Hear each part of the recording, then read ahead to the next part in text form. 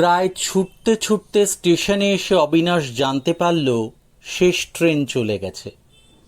কাল সকাল 7টার আগে ফেরার গাড়ি নেই। একদম যে নেই তা নয়, তবে সেগুলো মেল ট্রেন।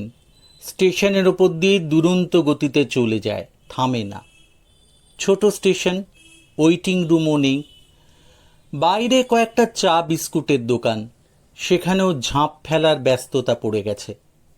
এখন তো আর বিক্রি বাটা নেই, মিছিমিছি দোকান খুলে রেখে লাভ কি? রাতে মাথা গোজবার মতো কোনো আশ্রয় নেই। অবিনাশ একটা নামী সার তৈরির কারখানায় কাজ করে, তবে ওকে বাইরে বাইরে ঘুরে কাজ করতে হয়।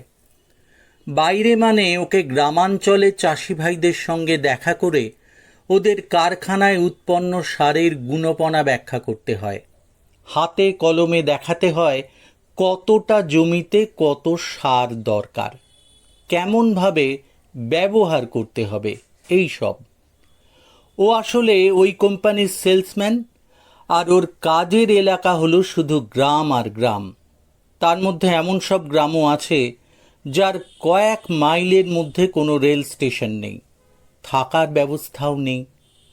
এবার ও যেখানে এসেছে সেটাও একটা গ্রাম, তবে একটু বর্ধিষ্ণু।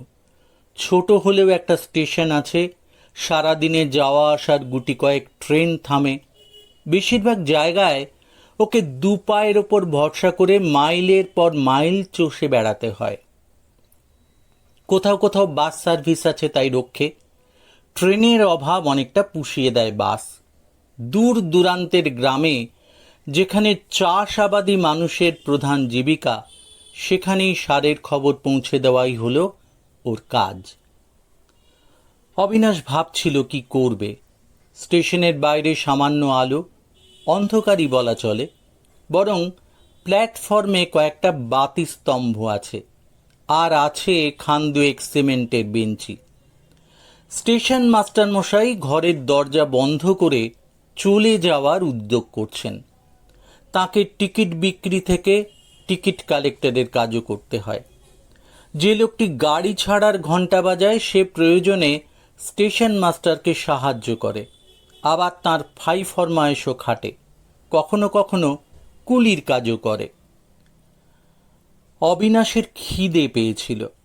ও তাড়াতাড়ি বাইরে গিয়ে একটা চায়ের দোকানে এক পেয়ালা চা, গোটা 2 টোস্ট আর ডাবল ডিমের একটা অমলেট দিতে বলল।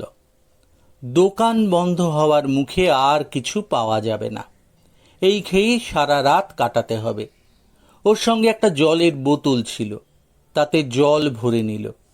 রাত্রিরে তেষ্টা পেলে কোথায় জলের জন্য হাপিত্যেশ করবে? স্টেশন মাস্টারকে একবার ও দুর্ভোগের কথা বলেছিল। তিনি বলেছিলেন, গরমকাল, বেঞ্চিতে শুয়ে রাতটা কাটিয়ে দিন, একটা তো রাত। তাঁর যে সহকারী, সে বিহারি, ভাঙা ভাঙা বাংলায় সে বলল, এখানে কিছু চুরি যাওয়ার ভয় নেই, বাবুজি নিশ্চিন্তে ঘুমোতে পারেন, ট্রেন আসবার আগে ও ডেকে দেবে। অগত্যা একটা বেঞ্চিতেই আশ্রয় নিতে হলো। গরমকাল হলেও খোলামেলা জায়গা, ফুরফুরে হাওয়া বইছে। সারাদিন খুব পরিশ্রম গেছে, অনেক হাঁটাহাঁটি করতে হয়েছে। বেঞ্চিতে টান টান হয়ে ও শুয়ে পড়ল। যে ঢাউস ব্যাগটা সঙ্গে ছিল সেটাকে করল মাথার বালিশ। একটু পরেই ও নাক ডাকতে শুরু করল। কতক্ষণ ঘুমিয়েছিল খেয়াল নেই। একটা গোলমালে ঘুম ভেঙে গেল ওর। চোখ মেলে অবাক, লাইনে একটা ট্রেন দাঁড়িয়ে আছে। সামনের কামরার জানলা থেকে কয়েকজন উঁকি ঝুঁকি মারছে। কি ব্যাপার, এত রাতে কোন ট্রেন এলো? ও তো শুনেছিল রাত্রিরে কোনো ট্রেন এখানে থামে না। স্টেশন মাস্টার টিকিট ঘর বন্ধ করে বাড়ি চলে গেছেন। গাড়িটা কলকাতার দিকেই যাচ্ছে, এটাই উঠে পড়লেই তো হয়। নিশ্চয়ই সিগন্যাল না পেয়ে গাড়ি থেমে গেছে। এই সুযোগ হাতছাড়া করা উচিত হবে না। ও ব্যাগটা তুলে সামনের কামরার দিকে ছুটে গেল। কামরাটা ইঞ্জিনের পরেই। ইঞ্জিনের ড্রাইভার আর ফায়ারম্যান মাথা বার করে ওকেই দেখছিল, যেন ওর গাড়িতে ওঠার জন্যই অপেক্ষা করছিল। ও দরজার হাতল ঘুরিয়ে কামরার ভেতর ঢুকে পড়ল।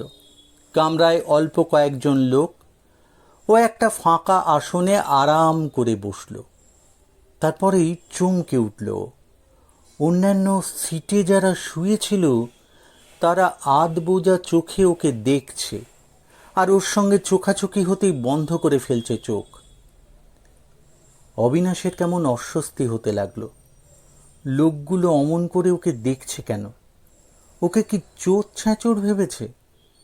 কয়েকবারই এমন ঘটনা ঘটল। অবিনাশ জোর করে চোখ ফিরিয়ে নিল। ও জানলা দিয়ে বাইরের দিকে তাকালো। তারপরই দেখল কালো কোট আর সাদা প্যান্ট পরা একজন ছুটতে ছুটতে আসছেন। স্টেশন মাস্টার বোধহয় খবর পেয়ে ছুটে এসেছেন। তার পেছনে পেছনে আসছে আরেকজন, নিশ্চয়ই সেই বিহারি। একটু কাছে আসতেই অবিনাশ আবার চমকালো। যে স্টেশন মাস্টারের সঙ্গে ওর কথা হয়েছিল ইনি তো তিনি নন। তার সঙ্গে লোকটাও অন্য কেউ। কি ব্যাপার? স্টেশন মাস্টার বদলে গেল কি করে? তাঁর সহকারী অনেকটা বুড়ো। সন্ধেবেলা যার সঙ্গে কথা হয়েছিল এই সে নয়। এরা কোথা থেকে এলো? তারপরেই প্রচণ্ড এক শব্দ। ট্রেনটা ভীষণভাবে দুলে উঠল। হুড়মুড় করে কি যেন ভেঙে পড়ল। কাত হয়ে গেছে ওদের কামরা। মানুষের কান্না আর আর্তনাদে ভরে উঠল চারিদিক। দাউ দাউ করে আগুন জ্বলছে, চিৎকার চেঁচামেচি, ভীষণ একটা কাণ্ড ঘটেছে। আর এই অবস্থার মধ্যে অবিনাশের মনে হলো দাঁড়িয়ে থাকা ট্রেনকে আরেকটা চলন্ত ট্রেন এসে ধাক্কা মেরেছে। ওদের বগিটা কাত হয়ে পড়েছে প্ল্যাটফর্মে। ওখানেই দাঁড়িয়েছিলেন স্টেশন মাস্টার আর তাঁর সঙ্গে লোকটি। ওই কামরায় যারা ছিল তাদের আর্তনাদ যেন স্তিমিত হয়ে আসছে, মৃত্যুর কোলে ঢলে পড়বার আগে যেমন হয়। ও কেমন করে বেঁচে আছে সেটাই আশ্চর্য। হঠাৎ দুটো হাত ওর গলা চেপে ধরল। ঠান্ডা, ভীষণ ঠান্ডা, যেন মরা মানুষের হাত। ওকে গলা টিপে মারতে চাইছে। ও প্রাণপণে নিজেকে বাঁচাবার চেষ্টা করতে লাগলো, চিৎকার করতে চাইল, কিন্তু গলা দিয়ে শব্দ বেরোলো না। ও নিঃশ্বাস বন্ধ হয়ে আসছে। কি কুক্ষণে এই ট্রেনে উঠেছিল! একেই বলে নিয়তি। যেন ওকে মারবার জন্যই ট্রেনটা স্টেশনে এসে দাঁড়িয়েছিল, ওর জন্যই অপেক্ষা করছিল। বরফের মতো ঠান্ডা হাত দুটো আরও চেপে বসেছে গলায়। ও শেষ চেষ্টা করলো হাত দুটোকে ঠেলে সরিয়ে দেওয়ার। এবার মনে হলো ওর চেষ্টা অনেকটা সফল।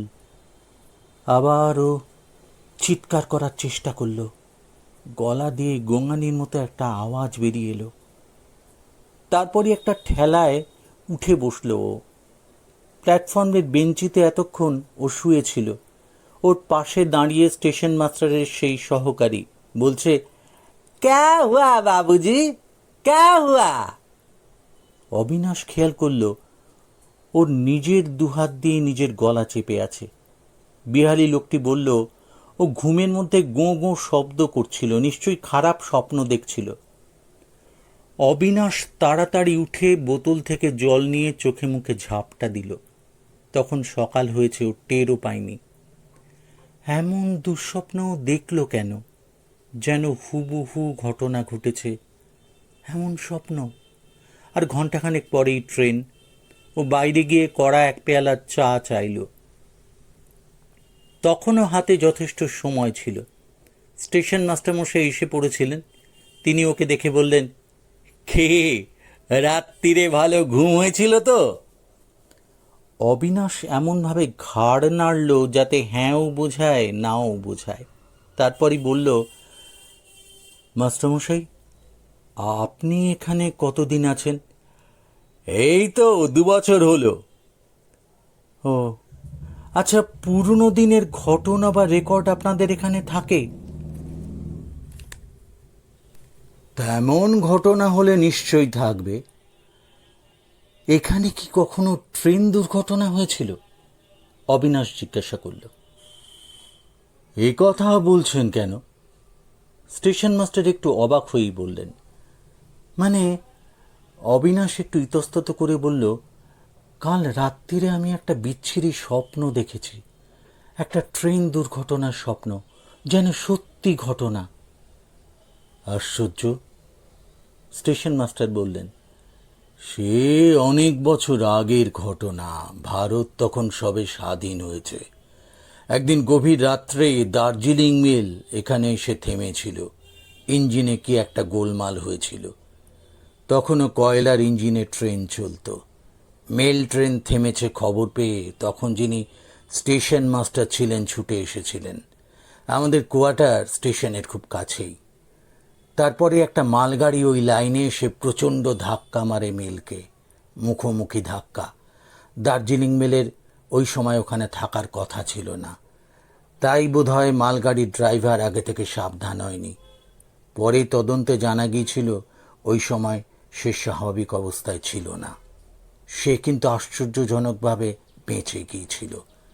মেলগাড়ির ড্রাইভার আর ফায়ারম্যান বাঁচেনি। দার্জিলিং মেলের সামনের বগিটা প্ল্যাটফর্মে আছড়ে পড়েছিল। স্টেশন মাস্টার আর তার সঙ্গী চাপা পড়েন।